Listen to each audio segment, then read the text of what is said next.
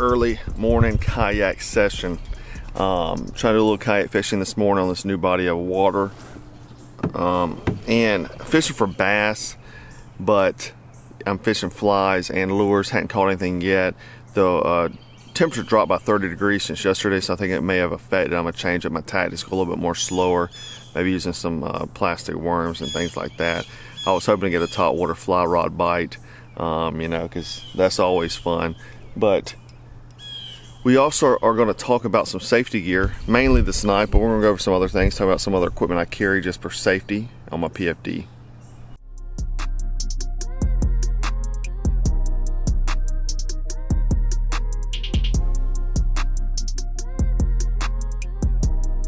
Get this knife real quick. I always like carrying a knife on my PFD, mainly because, you know, if I get wrapped up in anything. But most of the time, because I fish a lot of flat water now versus back in the days to fish a lot of running water, it's important to carry in case I get, you know, in a rescue situation.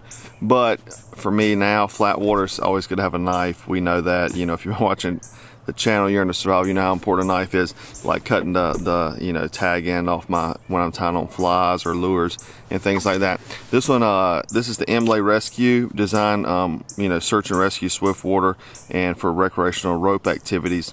It has a blunted tip, you know, so it's safer to use around tension ropes and rescue objects, so you're not stabbing a hole in anything, stabbing yourself. We got serrations here to help cut through rope and things like that, you know. We also have, it's made out of 440C stainless steel, which is, you know, corrosion resistant. We have an O2 wrench slot there. I wrap mine with a paracord handle. This one has the little reflective in it, so you can kind of see it. I've got mine attached. I always attach my knives with some kind of cool lanyard. That way, if I drop them, you know, going into some stuff. If I drop it, I can, you know, find it real quick. It doesn't get lost. And then I like this little rubber tag in because it kind of gives a grip, but small, just enough what you need. I got the orange. They also have black, but then it has a secondary retention here, what I love, so it's not going to come out, and you know, you're not going to lose your blade there.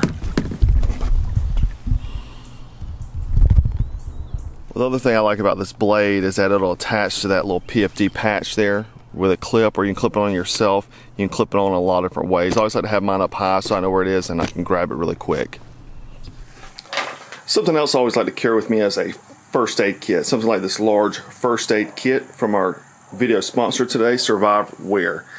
This is their large first aid kit, 600D nylon rip away MOLLE compatible pouch. I really like it. You know, it's high vis red, has a reflective strip here so you can see at nighttime. Grab and go, put in your vehicle, put in your kayak, all those sorts of things. Open it up. This is a 200-piece kit. We have everything organized. So you have, you know, burns and abrasions, major wounds, wound cleaning, eye pads, wound closures. We have a general purpose pouch here where you can add your own personal medications, as well as a large, very encompassing first aid manual there.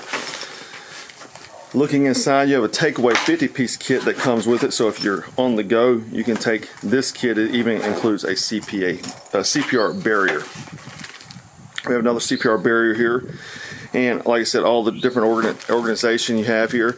You also have a SAM splint in case any kind of breaks or sprains, which is kind of unusual in a first aid kit. You even have fever strips here, tweezers, whistle, some safety pins, burn stuff, you know, various trauma shears, mercy blankets. Pretty much any kind of first aid issue you're going to have can be covered in this kit. You also have room to add more, something like maybe a tourniquet in this pouch here. Anyhow, this is today's video sponsor. I encourage you to check out Survive Wear, where they have a lot more medical and survival gear at the link below. More things that I carry with me on like a normal day. You know, I do have a dry bag that I carry more, you know, advanced survival gear in case, you know, something bad happens. If I'm going to kind of be away from, you know, civilization, and also if somebody else is with me. You know, like today I'm by myself. The main thing I'm worried about today would be if something happened bad, I want to get rescued, you know. So got a cell phone, obviously. I always recommend wearing a bright color PFD. You know, this is a Stolquist, a fishing PFD, but they make a olive drab one. You know, my Kayak's olive drab and desert tan, so that's what the fish will see. I don't need to be camouflaged up top. If I'm like unconscious, you know, laid up on some rocks, I won't be able to find me because of my PFD. Obviously, I think it's a law everywhere. A whistle. You know, I got the Black Scout Fox 40 here. Inside here, I always carry one of these laser flares, so that, and it's tethered, so I'm not going to drop it. I can, you know, use it as a visual signal in case it's low light conditions. I mean, it works in day too. And then I just have a signal mirror tethered as well. You know, that way I can signal, or I can use it to, you know, check wounds and things like that. Both of those are tethered. I carry a backup rescue knife here. This is an Emerson LeGriff, with, you know, totally serrated. Outside of that, I've got a strobe up here, adventure light strobe, you know, like the U.S. military uses. And then I carry always in my back hatch an air horn, because this is extremely loud. And then I always carry a throw bag. So really this is designed more for if someone else is with me and I need to rescue them or something like that, but we know how important rope is. Just in general, it's high visibility too, so I can lash some things together, make some things. I can turn my kayak into a shelter, and you know, live pretty good like that. So those are my main things. You know, knife, whistle, couple signal devices, and a throw bag. That's just for normal things. You know, if I'm going out, like I said, I have a dry bag that's already prepared. I just throw it. I keep it at where my kayak is hung up at, and I just throw it in the kayak, and it clips into the kayak. So if I'm, you know, in rougher water, I'm not going to lose it.